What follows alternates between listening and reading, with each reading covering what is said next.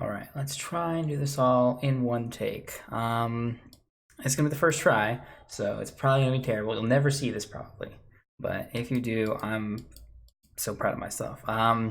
This is gonna be a little recap for Iavora. We've had quite a few sessions and stuff, and I haven't had a recap go on for the longest time because we sort of hit our first pretty major arc, these goblins. And I know we had a couple of players who you guys haven't been able to make some games, and it's been completely out of your control. I want you to know that a couple of players who haven't been able to make it, you're always welcome back. Play. I know some things are just rough sometimes. And if you just want to get back in, don't worry if you think you're lost, you think you're behind or whatever, don't worry. We can get you in, you can play. But we left off, what most of you might remember, heading to Ogreton, where you had heard of goblins attacking the three towns around here, Ogreton, Storn, and Iavora, which, yeah, just covered up by the party token a little bit. We just call them Ogreton, Storn, Riff, sort of what we come up with. And I remember we come in, most of the party had talked and met in Ogreton, and we had a couple of weeks where we couldn't find some players and stuff, but we started up again in a different town when Coach came back. We got a handful of new guys. So Jordan returned, and then now we have Sir Airy and Gerald Blackwood. So we have a paladin, a warlock, and a cleric, all from Storm, which we, after what they do, we call the Holy Men of Storm. Because they are trying to figure out and solve the goblin problem in the area, they try to take out this goblin little watchtower. Now this goblin watchtower, so we switch over to the watchtower. Yeah, there it is. Overlooks a little camp. There we go. Goblins have been all up in this area here, attacking the road from this area. They came up here, cleared them out, took them a couple of tries, but ultimately they were successful. These guys, their tokens are still linked to their character sheets, so they're a lot stronger than what 8 goblins and a warg here would have been. But it was a little rough. They were successful. Began to move back. So they finished up the goblins there, heard that the other towns were being under attack, and they head to Iavora, which on the way they ran into the goblin roadblock. Now the goblin roadblock, they ran into some more guys. Let's see, there it is. Roadblock here, they came from the west. They met a small group somewhere in the middle, some scouts, followed some of them up north, had a little fight, and then they heard more to the south, came and had a little fight, ultimately came out in success. The goblins giving up a pretty good fight. They sort of have a little bit more of a tactical approach than you might assume for regular goblins. They were using their spears at range, trying to throw them. They usually have 3 to 4 spears on each of them, and use their last one for melee once they got rid of all of them. And the party, I think, had not yet been joined by Demarath yet, the other warlock. But they finished this out, and then they got to Riff. And Riff is where they met Demarath, who was from the original party in Ogreton. We sort of just hand-waved it, had him go to Riff, where he met up with the rest of these guys. They regrouped together in a couple encounters on their way to Ogreton, the third town they were trying to get free from a goblin attack. They get there, talk to some of the farmers and stuff, realize that, yeah, the goblins have been raiding the stuff. It's been pretty bad for the guys in Ogreton. Storn is a larger town, Riff has walls and stuff, and the roadblock and watchtowers have mostly just like ruined trade routes and stuff, caused different merchants to come under attack, but the Ogreton has actually been under attack from the goblins. Many of the outdoor farms have been raided, and they pick up the trail, or they fail to pick up the trail, in fact. It had rained the day before, and they had trouble finding the place. So what they did is they waited at night for the goblins to attack, and they waited here, set up a little ambush for them, where Demarath, yep, being here, this is his first session back with us, came in to help. Airy came in late during this battle. I remember she came up from below, I keep forgetting he plays a female in the other game. But yeah, they had this really cool little sort of stakeout area here. The goblins attacked from the outside, came in from different directions and stuff. They were leaping over bars and tables and stuff in this epic fight. And then Sir Airy came out from the basement and slaughtered them from behind in this great ambush. Great tactical brilliance. Then they moved from Augerton inside, after following the tracks back to the goblin camp. And the goblin camp had quite a bit of goblins, all sorts of different things. Yeah, I cleared it out. Bunch of cages where they were keeping some of their wargs and stuff. They hadn't taken prisoners, but the party had come up through here, lit some tents on fire, slowly took out goblins as they worked towards the top where there was a goblin, what is he called? A goblin chief? Goblin boss, that's what he's called, yes. Goblin boss, this guy. Got some really cool stuff. Ooh, this guy didn't have all that cool stuff. That was a different one. Because there's two goblin bosses. The guy here, and there's another one that's going to show up real soon. So they cleared out, mostly tents are burnt down. There was fire and stuff all throughout here. They cleared this all out. The goblin boss made nearly an escape, but they figured out a couple of shining light eldritch blasts were able to take him out.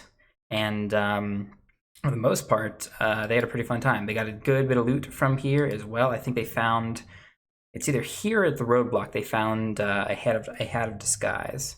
There's a good little bit. They got some more loot and stuff here, but they returned to Augerton to celebrate, and they were promised a little bit of payment from the farmers there. I said they would get some stuff together, and they did. They went back to Augerton only to throw a small little festival. Yep, this is named Goblin Festival for a reason, down in the town center, where they were attacked. Some goblins from the east. These guys had all retreated, where I think that was when Geralt was unable to make it, his character. So these three had to fight more goblins than they were able to handle. Airy and Jordan both had gone down in that fight, and Demarath sort of was able to bargain with them. They stole their weapons. Both Jordan and Airy had halberds and gold. And were taken from them, but Demarath, on just a few points of HP, was able to bargain with the goblins, because he was still killing them off with his Eldritch Blast, and he was able to get them to leave his friends alive as they left with money and the weapons. But without money and weapons, they really didn't know what to do. They had a little bit of a brainstorming session. They also met the other goblin boss there as well, who took some damage but retreated because he's a coward, as all goblin bosses, good goblin bosses are at least. And they retreated to the Goblin Cave, which they did not know where it is yet, but they followed down. And low on supplies, low on money, they soon began to starve. I think they were exhausted throughout the night in their travel once they got close to Goblin Cave. And they had this very harrowing fight, one of the encounter maps, I think. Maybe the forest one.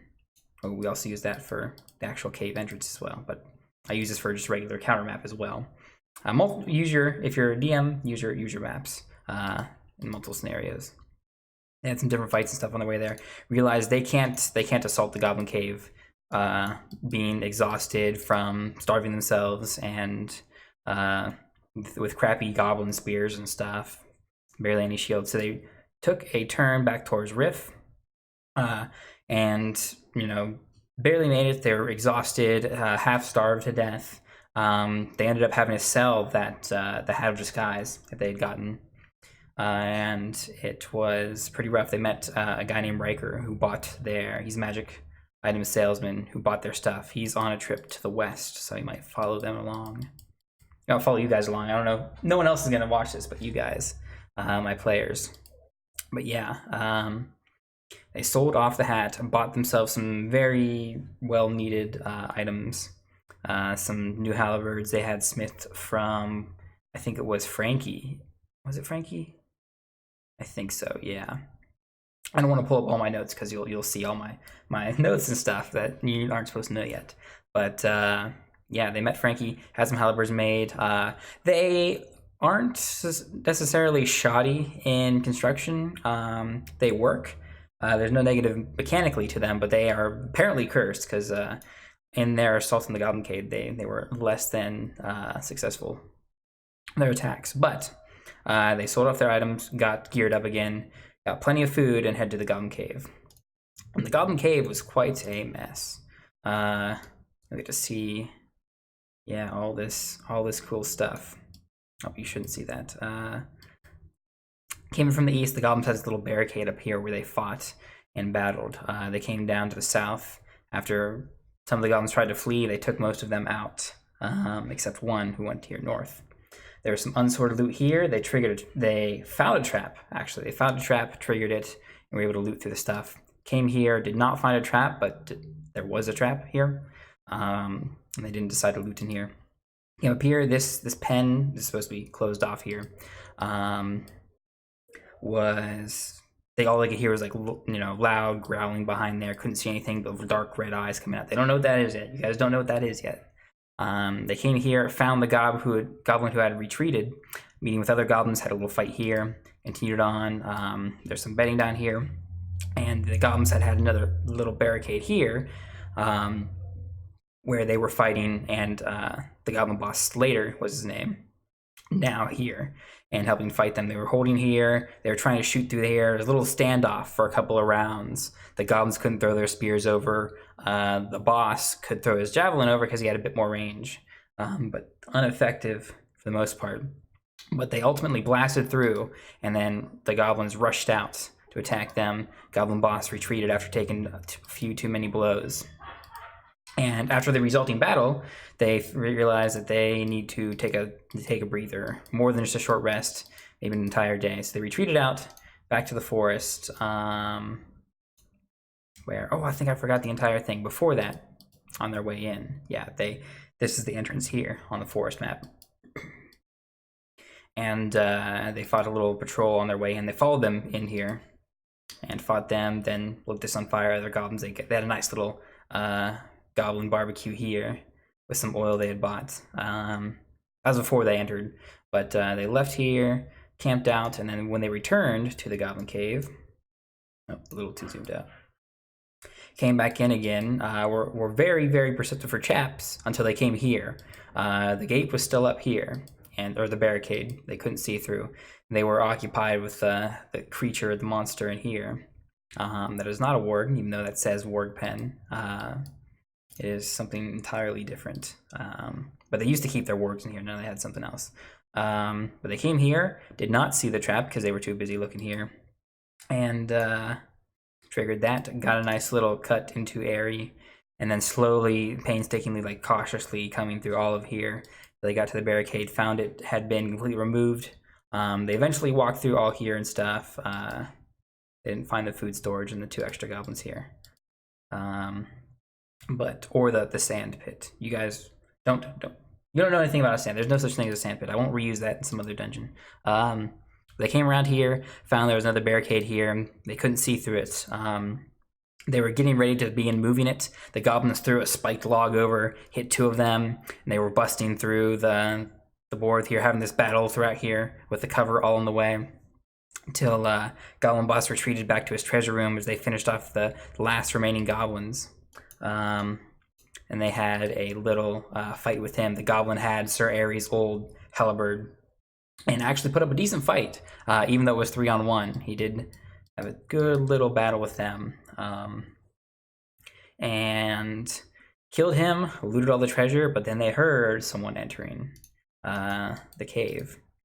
A guy in big black plate mail. It would be this guy, yeah. You don't know his name. You don't know his name. He's a big bad dude. Oh, you shouldn't see his stats either. Darn, I shouldn't be showing that. He showed up with his big bad dudes. I think I can show these. Yeah, okay. His stats are here. How can I show this without there? Okay. Yeah, big bad dude right here. Probably saw stats. Don't mind the stats. You don't know what the stats are. They are subject to change. But he came with a couple of those guys. Did not see these guys. They were hiding back in the bedding area because they heard him come in, and they were real low health after all that fighting and could not handle a nice, like, heavy geared dude, death cleric in plate mail. So yeah, he actually came back up to Slater, the Goblin boss, asked him what he was doing. Oh, he raised him from the dead, asked him what he was doing, and then was like, "Oh yeah, who killed you?" And he's like, "Oh yeah," I told them it was a demon dude, the humans, they came and killed me and everything. You know, goblin noises and everything.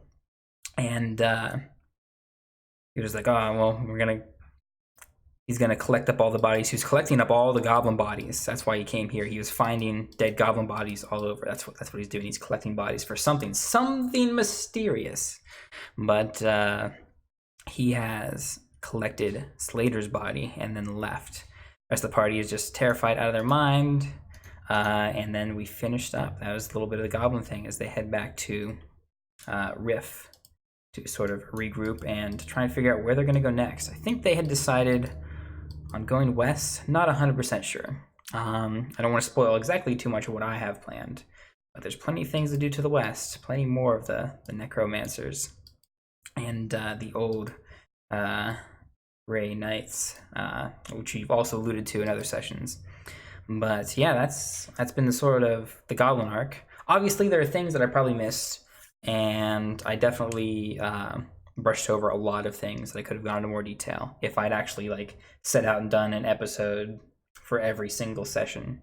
But I think this is pretty comprehensive, and for a first take, that was actually pretty good. I think we're gonna keep this, and I hope you guys continue to play the game. Honestly, I'm having a lot of fun with it. It's the only weekly game that I have. I have another bi-weekly game on Tuesday or on Saturdays, which is getting going too. We killed that big ancient black dragon. That was pretty badass. Got even crazier loot. Oh yeah, I didn't even talk about the loot that these guys got. These guys got, oh man, I gotta look in the history. They got a bunch of gold. Yeah, some thousands of gold. +1 shield, boots of the Winterland, winged boots. Yes, Ari rolled a 100 on their loot check and got winged boots. Yeah, pretty insane. So we're gonna see how that's gonna turn out. And yeah, just really happy at how this game is going so far. Hopefully you guys will begin to, oh, you don't know, do not mind the Blackwater Cave. You guys were searching there earlier, did not find anything. But yeah, all sorts places to explore as this map gets widened and widened out. All sorts of different areas and stuff I have planned on my DM copy map here.